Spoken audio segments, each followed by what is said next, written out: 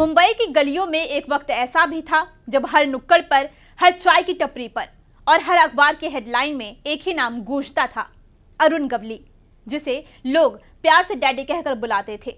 नमस्कार, मैं हूं आपके साथ अक्षिता मौर्य। आप देख रहे हैं न्यूज़ 7 हिंदी। साधारण से परिवार से निकला ये मराठी युवक आगे चलकर अंडरवर्ल्ड का बेताज बादशाह बन गया। 17 जुलाई 1955 को अहमदनगर जिले के कोपर गांव में जन्मा गवली आर्थिक तंगी के कारण मैट्रिक के बाद पढ़ाई छोड़ बैठा। पिता मजदूर थे और मुंबई की मिलों में काम करते थे। ऐसे में अरुण गवली का बचपन तंगी और संघर्ष में बीता, लेकिन यही संघर्ष उसे ऐसी राह पर ले गया जिसने न सिर्फ उसकी किस्मत बदली बल्कि मुंबई के अंडरवर्ल्ड की तस्वीर भी बदल दी। 1970 के दशक के अंत और 1980 के शुरुआती दौर में गवली रामानायक की गैंग में शामिल हुआ। यहाँ उसकी पहचान दाऊद इब्राहिम और छोटा राजन जैसे नामों से हुई। दाऊद उस वक्त तेजी से अंडरवर्ल्ड का सबसे बड़ा चेहरा बन रहा था और गवली उसके हथियारों और ड्रग्स की खेप को सुरक्षित पहुंचाने का काम करता था। कुछ सालों तक सब ठीक रहा, लेकिन फिर वो दौर आया जिसने दोस्ती को दुश्मनी में बदल दिया। 1988 में गवली के सबसे करीबी साथी रामानायक की हत्या हो गई और गवली को यकीन था कि इसके पीछे दाऊद का हाथ था। इसी दिन से उसने कसम खाई कि वह दाऊद को सबक सिखाएगा। गवली ने अपनी अलग गैंग बनाई और 26 जुलाई 1992 को उसने दाऊद पर बड़ा वार किया। उसके 4 शूटरों ने दाऊद की बहन हसीना पारकर के पति इब्राहिम पारकर को सरेआम गोलियों से छलनी कर दिया। ये घटना पूरे मुंबई में सनसनी मचाने वाली थी। इसके बाद गवली और दाऊद के बीच गैंगवार छिड़ गई, जिसमें दोनों तरफ से कई शूटर मारे गए। 1993 के मुंबई बम धमाकों के बाद दाऊद दुबई भाग गया और छोटा राजन ने भी उससे अलग होकर अपना गैंग बनाया।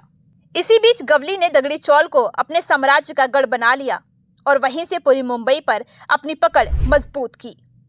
गवली का गैंग धीरे धीरे इतना ताकतवर हो गया कि फिरौती, तस्करी, हत्याएं और हफ्ता वसूली उसका रोजमर्रा का काम हो गया।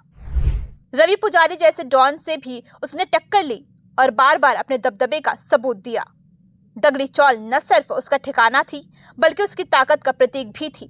यहाँ तक कि बड़ा से बड़ा अपराधी भी खुले तौर पर उससे टकराने से डरता था।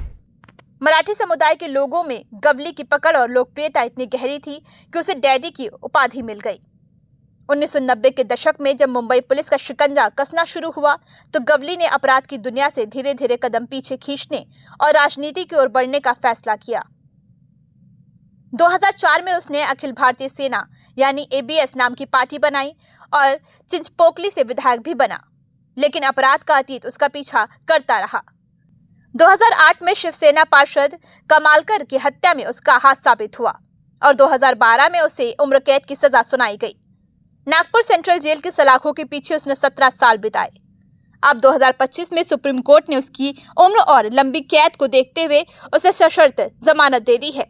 76 वर्षीय गवली की रिहाई पर उसके परिवार और समर्थकों में खुशी की लहर दौड़ गई है, लेकिन अदालत ने साफ किया है कि ये जमानत शर्तों पर आधारित है और किसी भी नियम का उल्लंघन उसकी जमानत रद्द कर सकता है।